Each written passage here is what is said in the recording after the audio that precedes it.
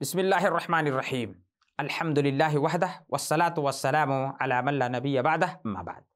आदरणीय दर्शकवृन्द, प्रिय दाजुभाइ तथा दिदीबहिनीहरू, कुरानलाई उभिएर र हिँड्दा, सुतेर वा सवारी गरेर पढ्ने अनुमति छ।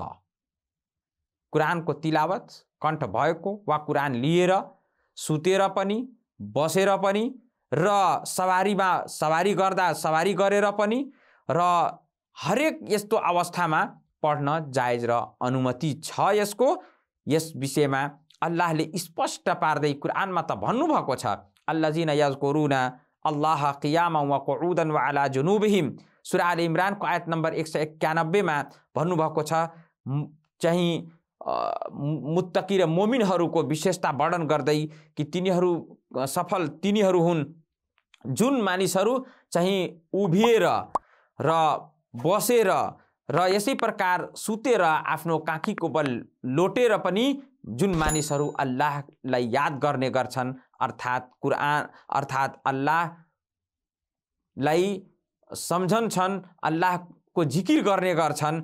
र यसै प्रकार अल्लाहले भन्नुभयो, लितस्तवु अला ज़ुहुरिहि सुम्मा तज़कुरु निअमत रब्बिकुम इज़ा स्तवैतुम अलैहि व तक़ूलु सुब्हानल्लज़ी सख्खर लना हाज़ा व मा कुन्ना लहु मुक़रिनीन व इन्ना इला रब्बिना लमुनक़लिबून।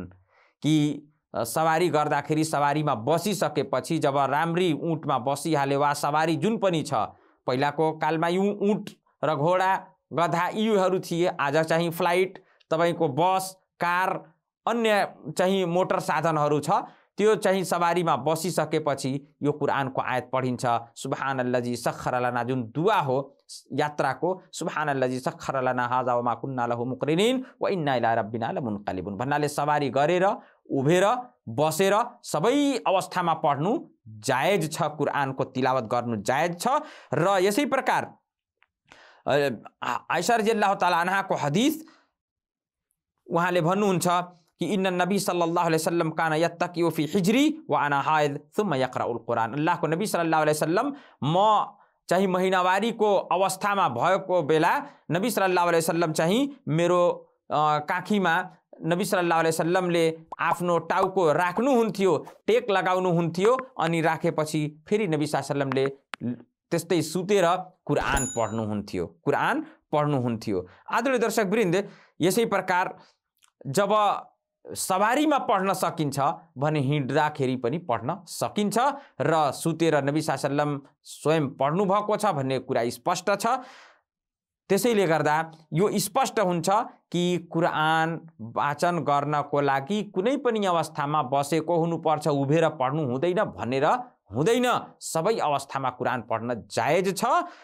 र साथसाथै यो कुरा पनि स्पष्ट हुन्छ कि कोही अपवित्र ठाउँ छ, त्यसको नजिक गएर पनि कुरान पढ्न सकिन्छ। अपवित्रता त्यहाँ छ, अपवित्रतामा उभेर होइन, तर अपवित्र ठाउँको, किनकि आइशा रज़ियल्लाहु ताला अन्हा अपवित्रताको अवस्थामा हुँदाखेरि पनि नबी सल्लल्लाहु अलैहि वसल्लमले उहाँको काखीमा आफ्नो टाउको राखेर सुतेर कुरान पढ्नुहुन्थ्यो भने यो स्पष्ट प्रमाण हो कि नजिक गएर पनि पढ्न सकिन्छ। यो नहोस् कि यहाँ दुईटा टोइलेट छ भने यसको छेउमा बसेर कुरान पढ्न मिल्दैन, यस्तो होइन, कुरान पढ्न सकिन्छ। अल्लाह हामी सबैलाई कुरान सधैँ पढ्ने, बुझ्ने, त्यसै बमोजिम कर्म गर्ने तौफिक प्रदान गरून्, आमीन।